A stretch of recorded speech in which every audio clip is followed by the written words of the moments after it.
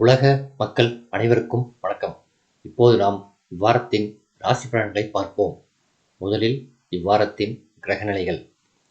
ரிஷபத்தில் குரு வக்ரம், கடகத்தில் செவ்வாய், கன்னியில் கேது, விருச்சிகத்தில் சூரியன் புதன் வக்ரம், மகர ராசியில் சுக்கிரன், கும்பத்தில் சனி, மீனத்தில் ராகு. முதலில் மேசம். ராசி அதிபதி செவ்வாய் நாளில் நீசம். 2ஆம் இடத்தில் குரு, 8ஆம் இடத்தில் சூரியன், 11ஆம் இடத்தில் சனி, 6இல் கேது என சில சாதகங்கள் உண்டு. இதில் 6இல் உள்ள கேது மிக அற்புதமான அமைப்பு. 12ஆம் இடத்தில் உள்ள சனி ஆட்சியாக இருப்பதால் எதிர்பாராத லாபம் கிடைக்கும். வணிகம் அற்புதமாக நடைபெறும். நீங்கள் நிர்ணயித்த விலைக்கு லாபம் கிடைக்கும். வேலை செய்பவர்களுக்கு மேலதிகாரிகளால் சலுகைகள் உண்டு. ராகு விரயத்தில் இருப்பதால் என்னதான் வரவு வந்தாலும் செலவுகளும் அதிகரிக்கும். பெரிய திட்டங்களுக்கு அதிகம் செலவு செய்கிறேன் என்று பணத்தை விரயம் செய்யும் சூழல் உண்டு. 8இல் சூரியன் இருப்பதால் உஷ்ணம் சம்பந்தப்பட்ட நோய்களும் நரம்பு சம்பந்தப்பட்ட நோய்களும் பாதிக்கலாம். சுக்கிரன் 10இல் இருப்பதால் கலைஞர்கள் சற்று சிரமப்பட்டு வாய்ப்பை தேட வேண்டியிருக்கும். 11/12/2024 முதல் 13/12/2024 வரை ராசிக்குள் சந்திரன் நுழைகிறார். பரிகாரம்: சனிக்கிழமை காலபைரவரையும் செவ்வாய்க்கிழமை முருகப்பெருமானையும் வணங்கி வாருங்கள். அடுத்தது ரிஷபம். ராசிநாதன் பாகிஸ்தானத்தில் இருப்பது அளவற்ற நன்மையை செய்யும். ராசிக்கு 3இல் உள்ள செவ்வாய் தைரியத்தையும் தன்னம்பிக்கையையும் தரும். 11இல் ராகு உங்கள் எண்ணங்களை எல்லாம் செயல்படுத்தி வெற்றியை தரும். பொருள் சேர்க்கை உண்டு. ஆடம்பர பொருள்களை வாங்குவீர்கள். ஆடை ஆபரணங்களை வாங்குவீர்கள். குடும்பத்தில் நிம்மதி உண்டு. சுபகாரிய தடை நீங்கும். சுக்கிரன் 9இலும் 10இல் சனியும் இருப்பதால் வர்த்தகம் லாபத்தோடு அமையும். தொழில் விஸ்தரிப்புகள் உண்டு. ஏற்றுமதி தொழில் சிறப்பாக அமையும். 12க்குரிய விரய செவ்வாய் நீச நிலையில் இருப்பதால் விரயங்கள் குறையும். 13/12/2024 முதல் 15/12/2024 வரை ராசிக்குள் சந்திரன் நுழைகிறார். பரிகாரம்: ஞாயிற்றுக்கிழமை சூரிய நமஸ்காரம் செய்யுங்கள்.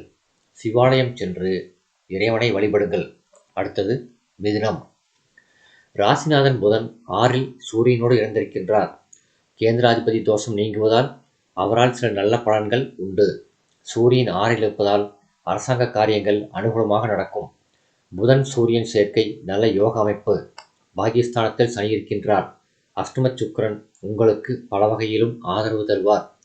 நன்மையை செய்து இன்பத்தை அதிகரிப்பார். சனி ஆட்சி பெற்று இருப்பதால் நிர்வாகத்தின் மூலம் சிறந்த பலனை பெறுவீர்கள். இடமாற்றங்கள் நீங்கள் நினைத்தபடியாக இருக்கும். 12இல் உள்ள விரய குரு உங்களுக்கு தேவையில்லாத செலவுகளை வைப்பார். வாக்குவாதங்களால் மன அமைதியை இழப்பீர்கள். நெருங்கிய உறவினர்களுக்குள் கருத்து வேறுபாடுகள் ஏற்படும். சிலருக்கு புதிய கடன்கள் ஏற்படும். நாளில் கேது இருப்பதால் தாயார் உடல்நிலையில் கவனம் தேவை. பரிகாரம்: விநாயகரை வழிபட்டு வாருங்கள். அடுத்தது கடகம். ராசிநாதன் சந்திரனின் நிலை ஓரளவு சமன்படுத்தி அழைத்துச் செல்கிறது. ஏற்ற இறக்கங்கள் இருக்கக்கூடிய வாரமாக இந்த வாரம் அமைகிறது. பஞ்சம கர்மாதிபதி செவ்வாய் நீசம் என்பதால் பெரும்பாலும் தேவையில்லாத அலைச்சல்கள் ஏற்படும். 11இல் உள்ள குருவும் 3இல் உள்ள கேதுவும் உங்களுக்கு பலம் தரும். பணப்பிரச்சனைகள் குறையும். கலைத்துறையில் உள்ளவர்களுக்கு சில முயற்சிகளால் நல்ல வாய்ப்புகள் கிடைக்கும். குரு பார்வை உங்கள் தைரியஸ்தானத்தில் படிவதால் கேதுவினுடைய பலன்கள் அதிகரிக்கும். சுபபலன்களாக இருக்கும். பூர்வ புண்ணிய ஸ்தானத்திலும் குரு பார்வை விடுவதால் பெரியோர்களின் ஆசீர்வாதத்தோடு சிக்கல்களை கடந்து விடுவீர்கள். நண்பர்கள் மூலம் விழிப்புணர்வு ஏற்படும். சனி மற்றும் சுக்கிர செவ்வாய் சேர்க்கை போன்ற கிரகங்கள் உங்களுக்கு சாதகமாக இல்லை. செலவுகள் அதிகரிக்கவே செய்யும். அலைச்சல்களால் உடல் நலம் கெடும். ஓய்வெடுக்க முடியாது. சரியான உணவு உட்கொள்ள முடியாது. கணவன் மனைவி மற்றும் சகோதர முரண்பாடுகள் ஏற்படலாம். பரிகாரம்: அஷ்டமியில் பைரவரை வழிபாடு செய்யுங்கள். அடுத்தது சிம்மம். ராசிநாதன் சூரியன் 4இல் புதனோடு சேர்ந்திருக்கிறார்.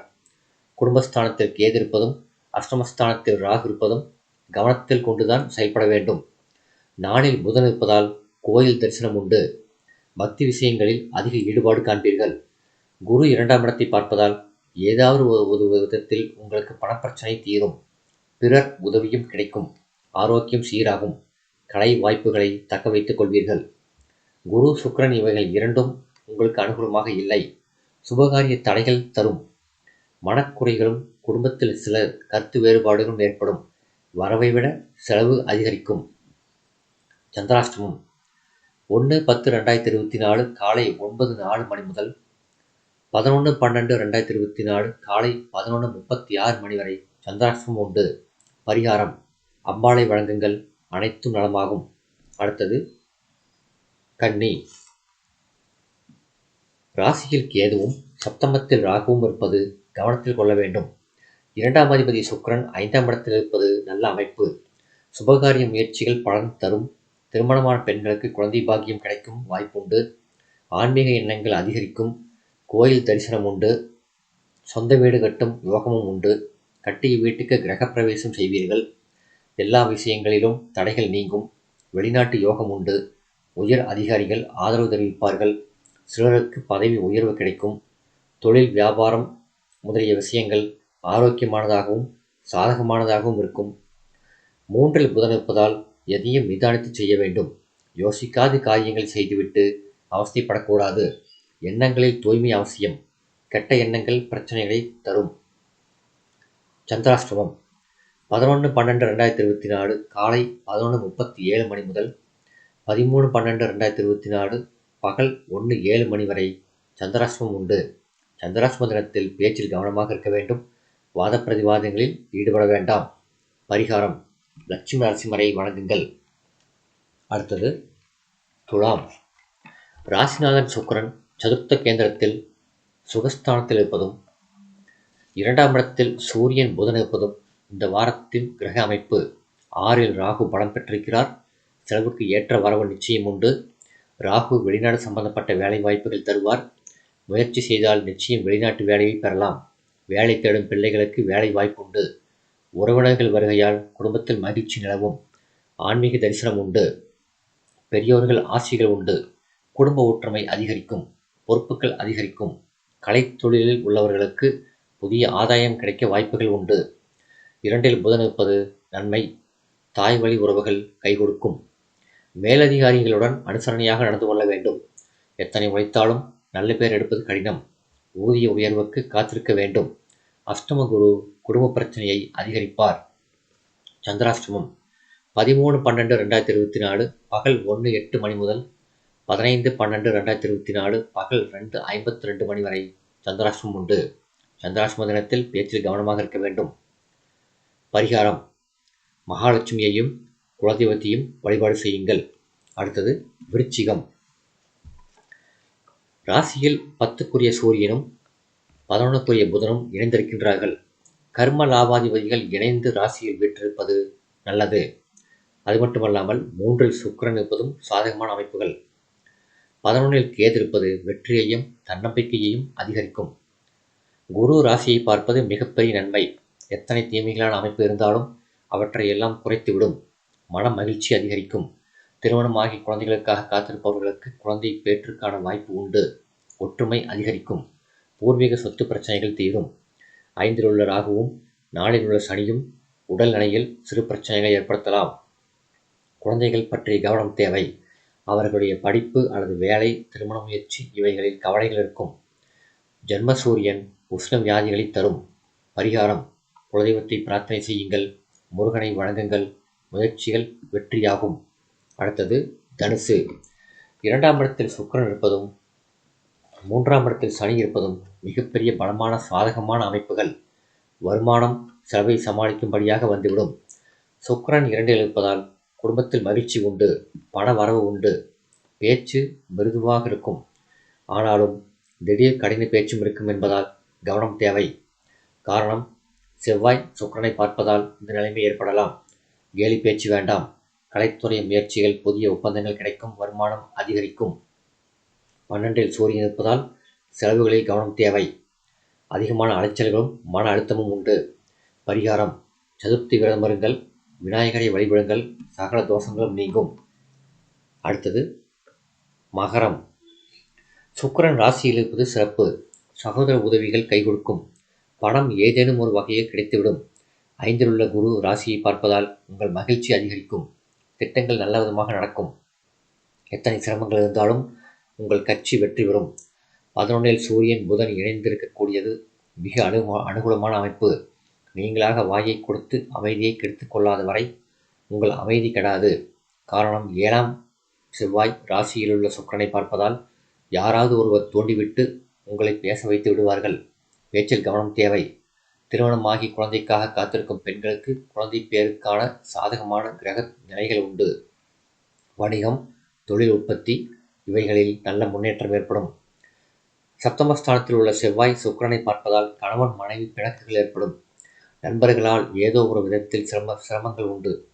2இல் உள்ள சனி கற்பனையான எண்ணங்களை கொடுக்கும். பரிகாரம்: செவ்வாய்க்கிழமை முருகனையும் சனிக்கிழமை ஆஞ்சநேயரையும் வணங்குங்கள். அடுத்தது கும்பம். 12இல் சுக்கிரன் இருப்பது நல்ல அமைப்பு. சுகங்கள் அதிகரிக்கச் செய்யும் அமைப்பு. 10இல் சூரியன் இருப்பதும் அனுகூலம்தான். எதையும் சமாளித்துக் கொள்ளலாம் என்கின்ற மன தைரியம் பிறக்கும். போட்டித் தேர்வுகளில் வெற்றி உண்டு. ஜென்மச்சனியாக இருந்தாலும் அவர் ராசிக்குரியவர் என்பதால் பெரும் இடையூறு செய்ய மாட்டார். 6இல் உள்ள செவ்வாய் எல்லா பிரச்சனைகளையும் சமாளிக்க வைப்பார். தன் கையை தனக்குதவி என்பது போல் சுய நம்பிக்கையோடு தைரியமும் முக்கியம். அவசர குணமும் யோசிக்காமல் செய்யும் சில காரியங்களும் பிரச்சனைகளை வரவழைத்துவிடும். இரவு நேரத்தில் வாகனத்தை கவனத்தோடு ஓட்ட வேண்டும். காரணம், செவ்வாய் சுக்கிரன் சந்திப்பு விபத்துக்கான சூழ்நிலையை ஏற்படுத்திவிடும். பரிகாரம்: வெள்ளிக்கிழமை பசுவுக்கு கீரை பழம் வழங்குங்கள். ராகு காலத்தில் துர்க்கையை வணங்குங்கள். தொல்லைகள் குறையும். அடுத்தது மீனம். ராசியில் ராகு இருக்கின்றார். சப்தமஸ்தானத்தில் கேது இருக்கின்றார். ராசிநாதன் 3இல் இருக்கின்றார். சுக்கிரன் 11இல் இருப்பது நன்மையை தரும். 3இல் ராசிநாதன் இருந்தாலும் உங்கள் லாபஸ்தானத்தை பார்ப்பதாலும் அங்கு சுக்கிரன் இருப்பதாலும் கலைத்தொழில்கள் மற்றும் கலைஞர்களுக்கு ஓரளவு நல்ல வாய்ப்புகள் கிடைக்கும். ஊக்கத்தோடு செயல்படுவீர்கள். எத்தனை கஷ்டங்கள் வந்தாலும் ஏதேனும் ஒரு ஆறுதல் அல்லது ஒரு சின்ன சந்தோஷம் உங்களை உயிர்ப்போடு வைத்திருக்கும். ஊக்கத்தோடு செயல்பட வைக்கும். அது குழந்தையின் சிரிப்பாக இருக்கலாம், கணவனின் அல்லது மனைவியின் ஊக்கச் சொல்லாக இருக்கலாம். ஏதோ ஒன்று உங்களுக்கு ஒத்தடம் கொடுத்து ஆறுதல் கொடுக்கும். கடன் வாங்க வேண்டாம். திருமண காரியங்களில் தடைகள் ஏற்படும். 9இல் உள்ள சூரியன் தந்தை வழி உறவுகளில் சில சின்ன கருத்து வேறுபாடுகளை தரலாம்.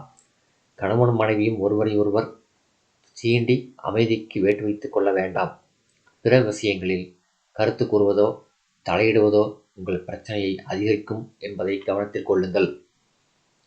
9/12/2024 முதல் 11/12/2024 வரை ராசிக்குள் சந்திரன் நுழைகிறார். பரிகாரம்: ஞாயிற்றுக்கிழமைகளில் திருக்கோவில்களில் விளக்கேற்றுவது சிறந்த பரிகாரமாகும். இந்த வீடியோ உங்களுக்கு பிடிச்சிருந்தால் லைக் பண்ணுங்கள், ஷேர் பண்ணுங்கள், சப்ஸ்கிரைப் பண்ணுங்கள். நன்றி.